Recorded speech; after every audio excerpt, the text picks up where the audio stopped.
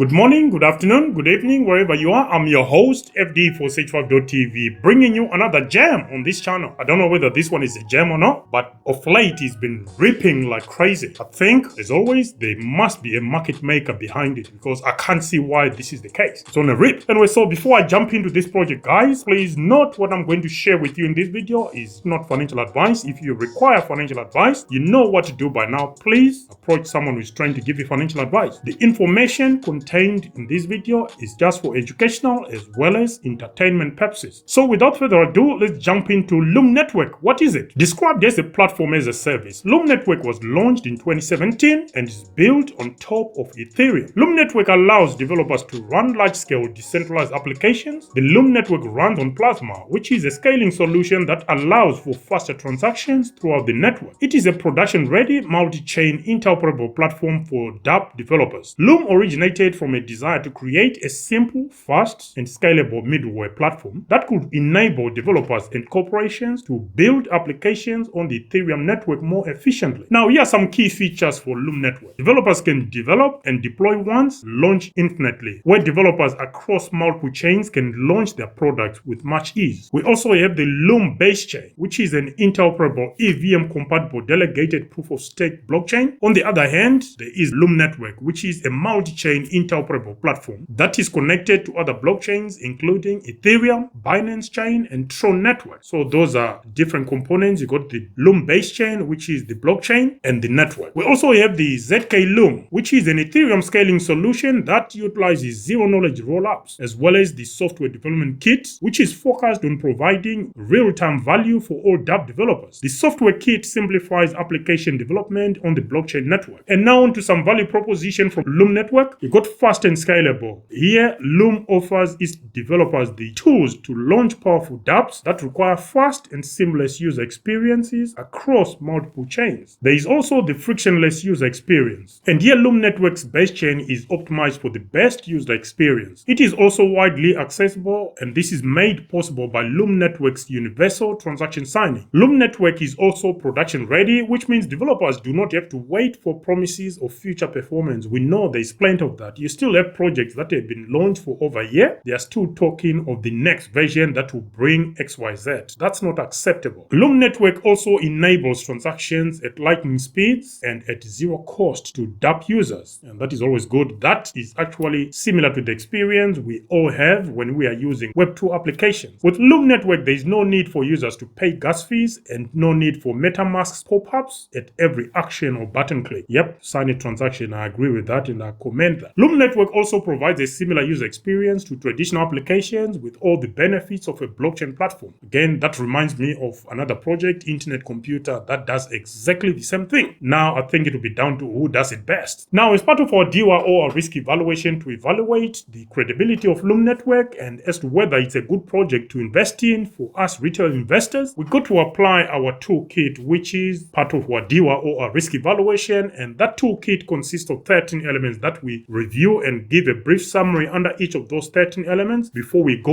on and rate or score each of those 13 elements out of 10. Then aggregate the scores and then categorize the project under review under 4 different risk categories. Okay, so the 13 elements as follows. We've got decentralization, security, scaling, interoperability, the project team, social media presence via Twitter and via Discord, project use cases, project tokenomics, and so forth. Okay, so starting with decentralization, built as a platform as a service, Loom Network allows developers to run large-scale decentralized applications in a trustless manner. Users from supported blockchains can access Loom dApps using their native wallets. The delegated proof-of-stake consensus mechanism allows token holders to elect delegators known as witnesses, whose task is to propose blocks and verify transactions. As far as security is concerned, the Loom Network is secured through a ZK Loom protocol for efficient blockchains. Loom base chain is a delegated proof-of-stake blockchain with over 21 external validators located all around the world, and it is secured by staked Loom token. The chain has also been audited by Trail of Bits, which is a renowned information security company specializing in blockchain technology. Onto security, the Loom network runs on Plasma, which is a scaling solution that allows for faster transactions through the network. The network runs on delegated proof of stake, which is optimized for fast confirmation times and high transaction throughput necessary for powerful real-world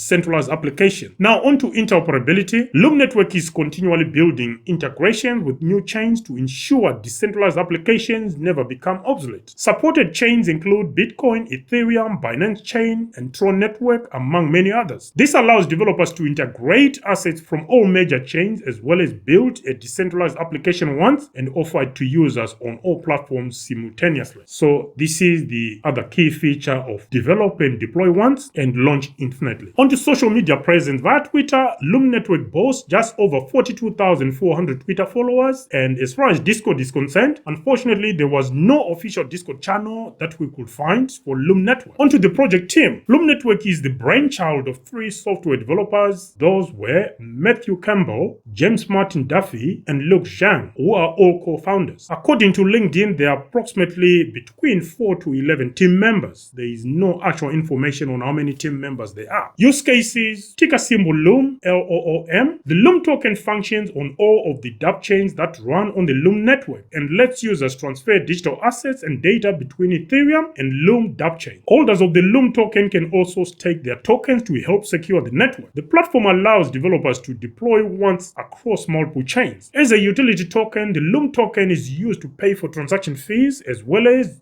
being used by developers launching decentralized applications or dApps that are building on Loom network. Validators also get rewarded in Loom for helping to verify transactions and securing the network. Now onto some tokenomics for Loom. Token supply 1.3 billion. This has actually been revised from 1 billion and is being upped by 300 million, and it now sits at 1.3 billion. So as far as that's concerned, it's safe to say there is no hard cap for the Loom tokens, whatever the project team might claim. Circulating supply, there is no readily available information on circulating supply, but our own calculation suggests up to 1.3 billion. Well, since all 1.3 billion are not time logged, so it is claimed they are all in circulation. So you can tell it's already getting messy. Onto token distribution. The additional minting of 300 million Loom tokens has been allocated as follows: staking rewards 190.32 million, transfer gate rewards 50 million, development and operations 59.68 million, and the original Loom network insider token allocation ranged from 75